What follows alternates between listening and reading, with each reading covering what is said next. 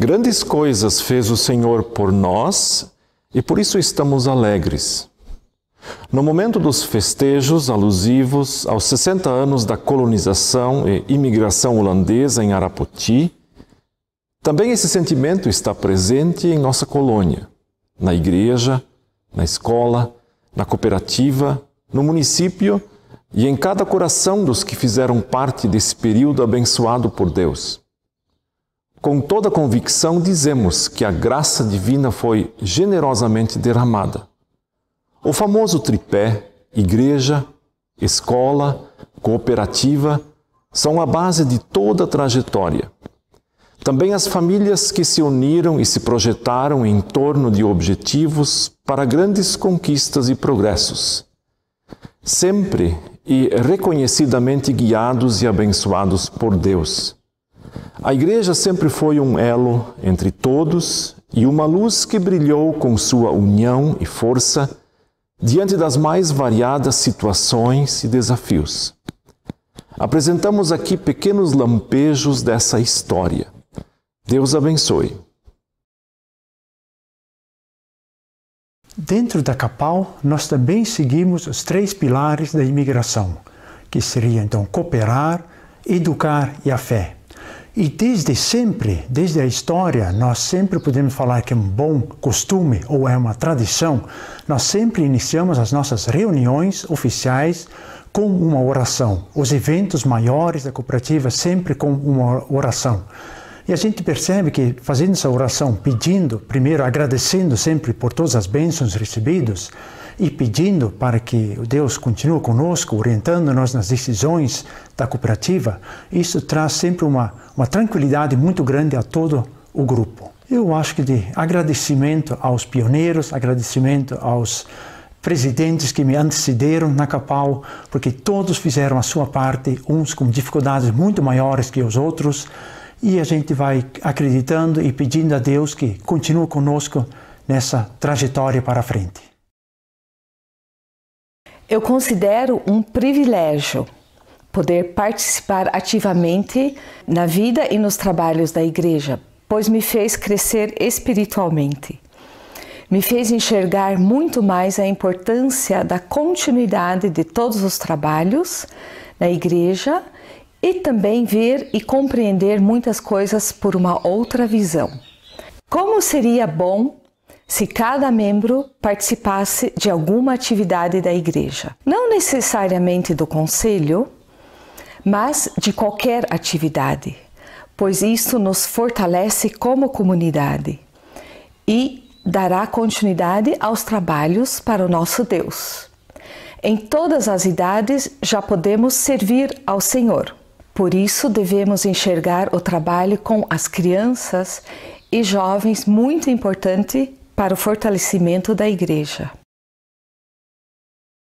Em termos de trabalho missionário, o pastor Hans, ele convidou para o trabalho missionário.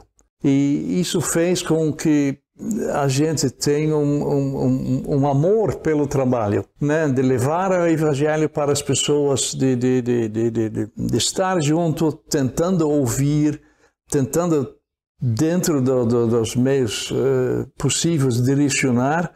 Apesar que eu preciso reconhecer que a gente cometeu muitos erros, nós fomos criados dentro da nossa cultura e nós não dávamos atenção suficiente para a cultura brasileira, que é uma cultura diferente, e tinha que ser tudo da maneira como a gente pensava que tinha que ser. E hoje eu reconheço que isso foi uma falha e talvez nós podemos, com o trabalho que estão sendo feito, reverter essa opinião e ouvir as pessoas, sentar com eles, ouvir as necessidades, ajudar eles dentro do possível, mas principalmente espiritualmente. Materialmente também, como estão sendo ajudados, mas espiritualmente também, que é muito importante, porque a gente vê uma pobreza espiritual muito grande, né? E levar eles realmente à palavra e à alegria da palavra.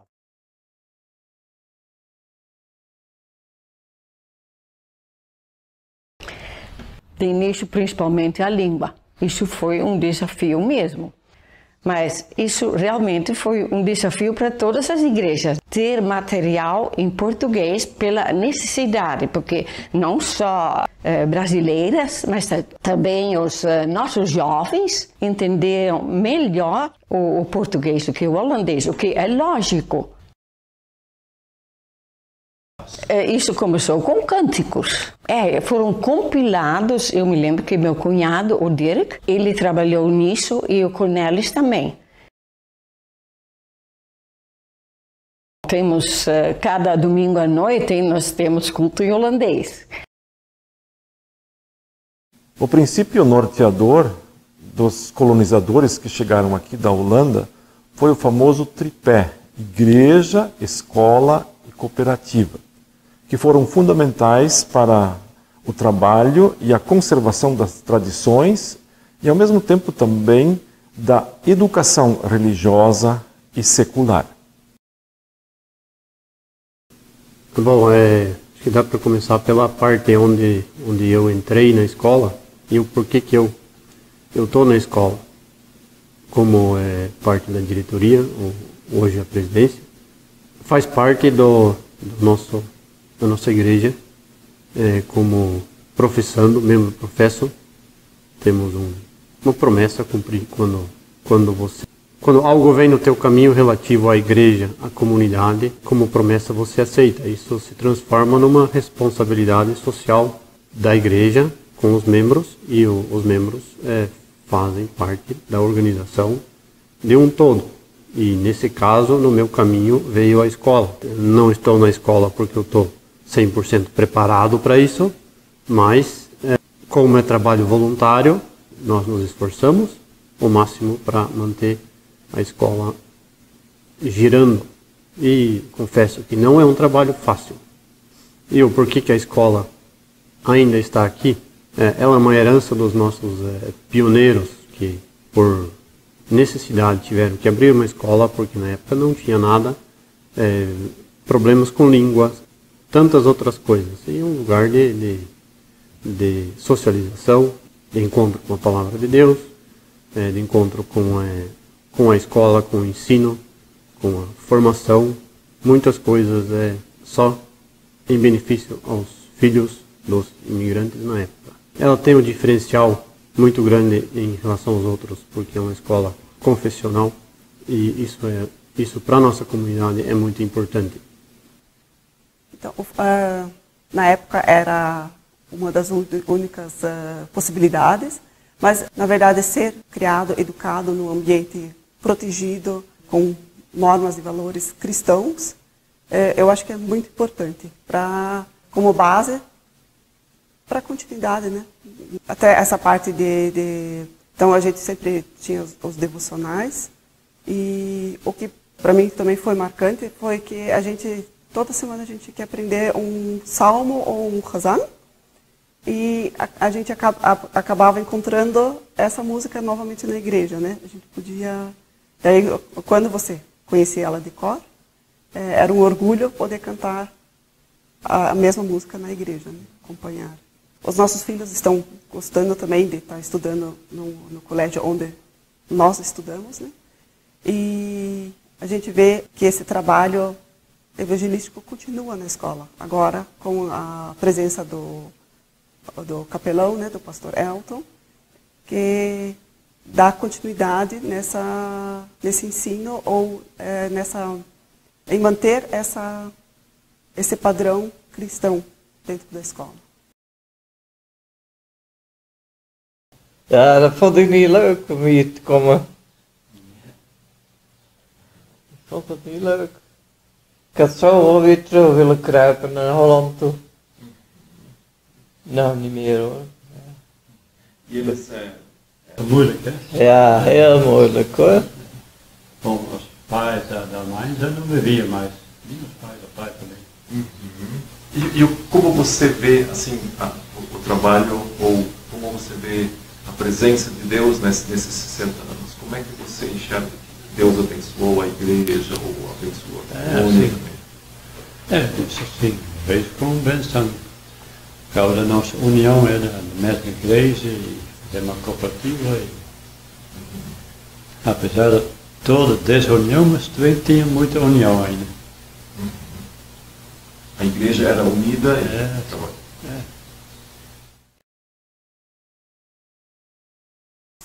Eu e a minha casa serviremos ao Senhor. Esse é o refrão de Josué. Ao iniciar sua lida e conquista na Terra Santa, prega esse sermão. Ao virem para o Brasil, os holandeses trouxeram costumes e práticas que permanecem em muitos aspectos. Unir-se como família era um lema fundamental, junto com a prática da fé cristã. No domingo de manhã e à tarde, toda a família se deslocava para a igreja. Mas, durante a semana, igualmente, não se abriu mão da devoção, da leitura da Bíblia e das orações. Uma herança de peso e que jamais deve ser abolida. Amadou, Martinus, over there. Here, zeker voor dit eten, om Jezus wil. Amen. Bom, o costume das devoções a gente tem desde quando a gente era bem pequeno. Isso veio de casa, com meu pai e com a minha mãe. E a Flávia também teve isso com o pai e com a mãe dela. Oração sempre antes de comer. E uma leitura bíblica antes de terminar. E uma oração na hora da finalização. E assim a gente foi crescendo, a gente foi aprendendo esse costume com os nossos pais. Esse costume a gente está tentando passar para os nossos filhos. Nem sempre isso dá bem certo como a gente quer, mas na medida do possível a gente está fazendo o esforço para que isso aconteça. Sim, a gente isso acha bem importante, vamos dizer, para a gente foi importante e a gente acha que nossos filhos têm uma vida cristã assim, com princípios para a vida inteira. A gente sempre lê um texto, procura ler um texto da Bíblia da Ana de Vries, aquele que a igreja vendeu para a gente. A gente acha isso bastante importante e uma linguagem fácil para as crianças.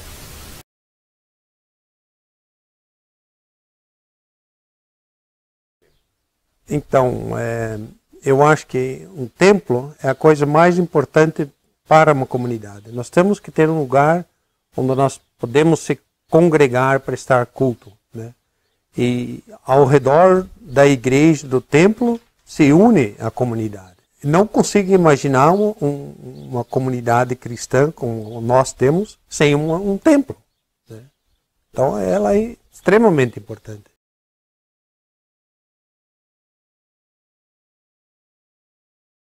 Então acho que isso foi também uma coisa natural, né? O primeiro templo se tornou pequeno.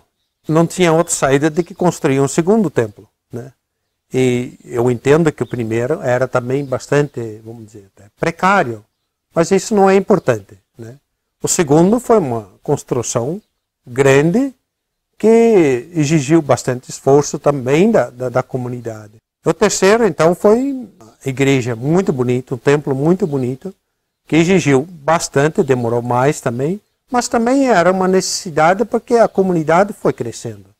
Então, nesse sentido, realmente acho que é uma questão de necessidade. A igreja precisava de um local maior, né?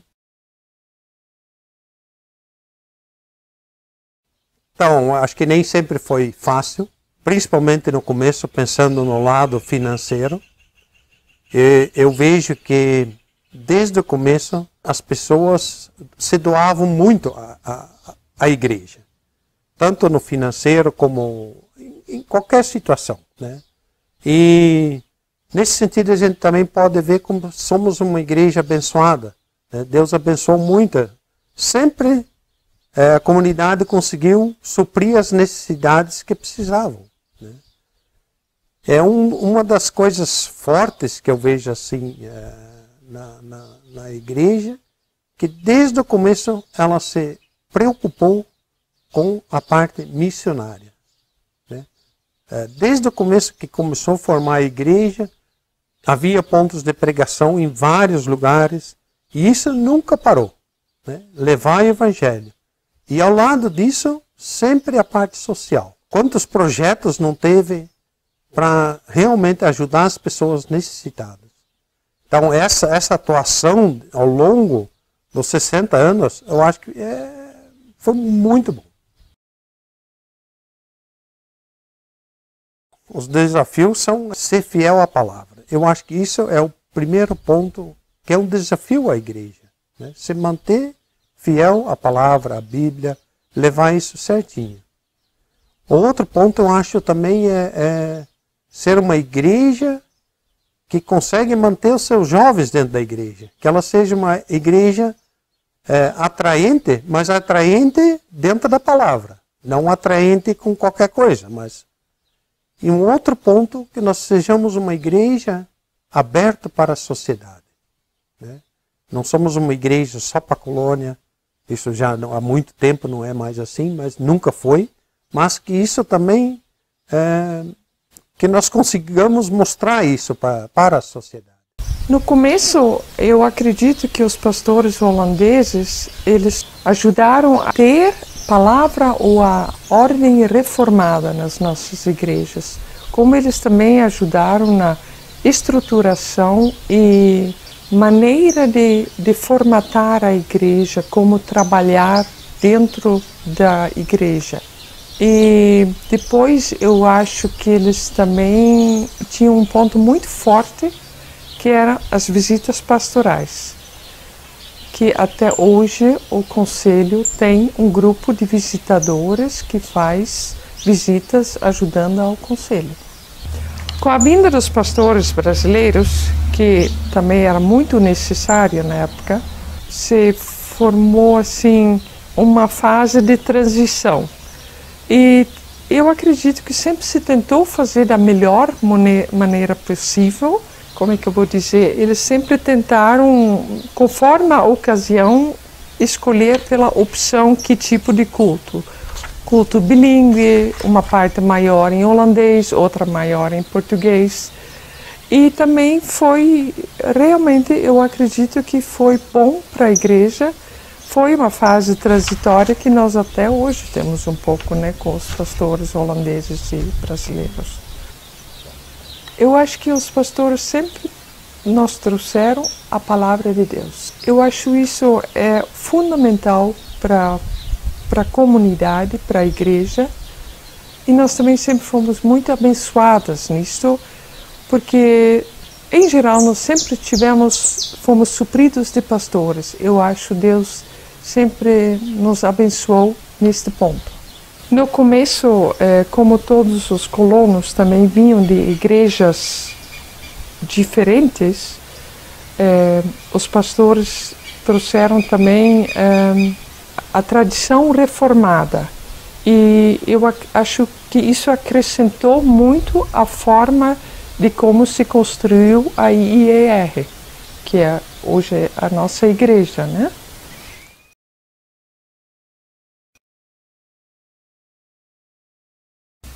Nou, wij gingen op de wagen naar de kerk, met stofjassen aan, om niet al te vuil bij de kerk te komen. En ook sommigen die haalden dan water met een tank op. En nou, dus de kerk was ook niet alleen bijeenkomst om de preek te horen en om te zingen en te bidden, maar na de dienst ook om, nou, alles wat er gebeurd was, werd verteld en alle boodschapjes moesten worden doorgegeven. Ja. We hadden geen telefoon en er was nog geen sprake van mobiel. Nee, het was een moeilijke tijd. Maar wij werden ook wel weer gezegend.